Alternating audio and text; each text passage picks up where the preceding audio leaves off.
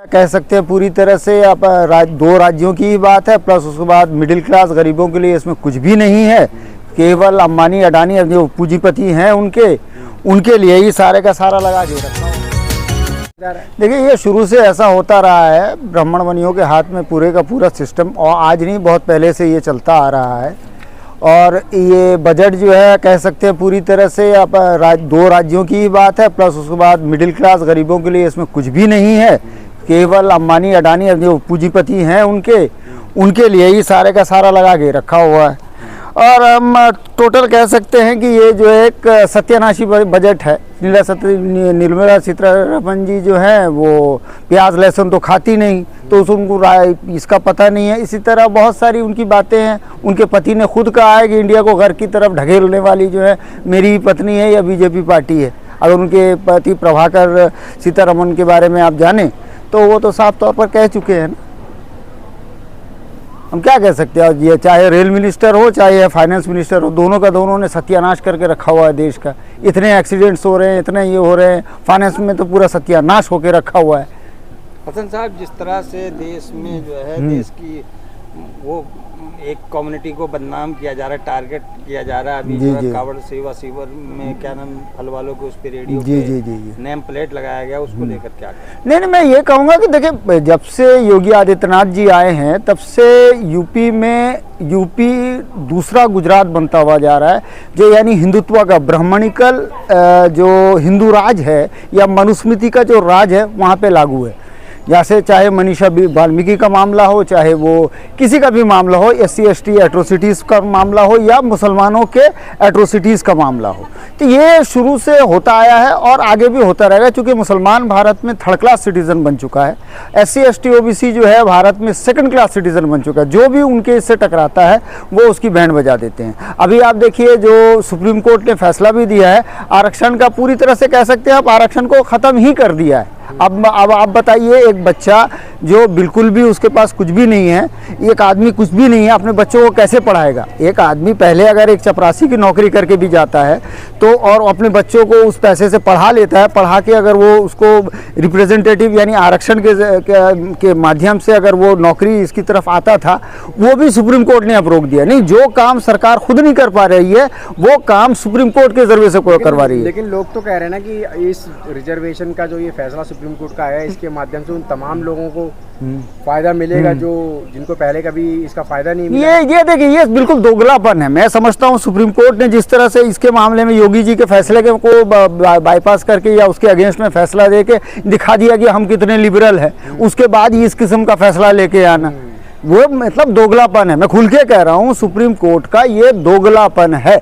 ये चूंकि ब्राह्मणों में न्यायिक चरित्र नहीं होता है, इस वजह से सुप्रीम कोर्ट ने इस किस्म का घटिया फैसला दिया। पहले मुसलमानों को खुश करने के लिए, सेकुलरों को खुश करने के लिए एक फैसला दे दिया। भाई नेम प्लेट में ऐसा वैसा नहीं होना चाहिए, गलत फैसला है, फंडामेंटल राइट के खिलाफ। सुन, ये फैसला तो कांग्रेस की सरकार चलो आइए, दूसरा ये जो है, ये सुप्रीम कोर्ट जो है, सुप्रीम कोर्ट में ऐसे केसेस बेशुमार पेंडिंग पड़े हुए हैं जिनकी जरूरत है। जैसे CA NRC का केस है, EVM का, ADR का कई केसेस है। सुनवाई करने के बाद भी जो उसको प्रायोरिटी नहीं दी जाती, उस पर कोई फैसला नहीं लिया जाता।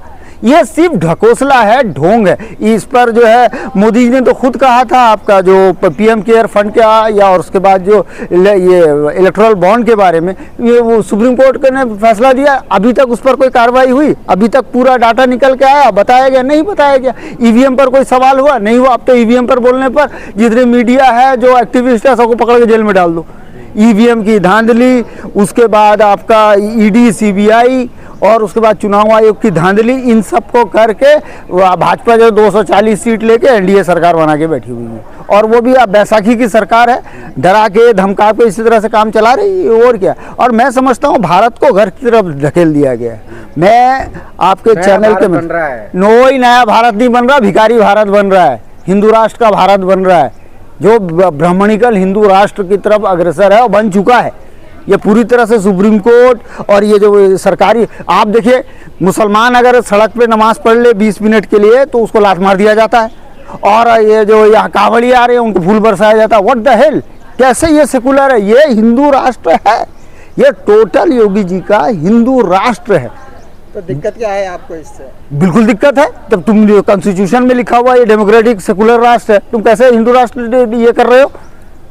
ये हिंदू राष्ट्र है, तुम जाके पत्थर में प्राण प्रतिष्ठा करोगे? हिस्सेदारी को लेकर क्या कहेंगे? यहाँ हिस्सेदारी के ताल्लुक से मैं ये कहना चाहूंगा कि SC ST को 2 वोट का अधिकार मिलना चाहिए, जो तो बाबा साहब ने राउंड टेबल कॉन्फ्रेंस में 2 वोट का अधिकार SC ST समाज के लिए लिया था, वो उनको मिलना चाहिए। और मुसलमानों को उनकी आबादी यानी सेंसस के अकॉर्डिंग में सेपरेट इलेक्टोरेट मिलना चाहिए, जिस तरह SC ST का है वैसे उनको मिलना चाहिए। जब तक नहीं मिलेगा तब तक जो है मुसलमान ऐसे थर्ड क्लास सिटीजन बन के रहेगा, राहुल के पीछे कभी भागेगा, कभी अखिलेश के पीछे भागेगा, मिलेगा कुछ नहीं। आप देखिए 63 सीट में से 3 सीट दिया, और इधर मुसलमानों को 17 में से सिर्फ 2 ही सीट दिया, बाकी सब ब्राह्मण बनियों को उठा के दे दिया, और अखिलेश ने पूरे यादवों को दे दिया।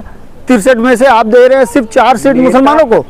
पांडे जी बना दिए। हाँ जी, वही बात, पांडे जी वही है ना जिन्होंने जो है जब 84 सीट इसकी देनी थी, प्रोफेसर की भर्ती करनी थी यूनिवर्सिटी में, और जो 83 ब्राह्मण को भर दिए, एक ही रखा था OBC, याद है ना? वो तो महान है। देखिए अखिलेश जी का भी वही है, वो भी 2 गले, बहुत बड़े मतलब ये हैं वो, आप कह सकते हैं। संविधान लेकर चुनाव जीत गए, संविधान जीतने के बाद कहते हैं हम राम के आदर्शों पर चलेंगे, व्हाट द हेल।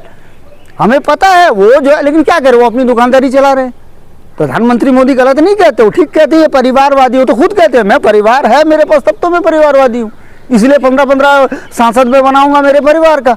बाहर वाले जाए भाड़ में, मुसलमान को 5 सीट। आप मुसलमान भी हमारे गधे, हम ये नहीं कहता मुसलमान हमारे कसूरवार है, हमारे पास प्लेटफॉर्म नहीं, कह रहे तो क्या करें हम, हमारी मजबूरी है। उनको भी पता है इनकी मजबूरी है, साले जाएंगे।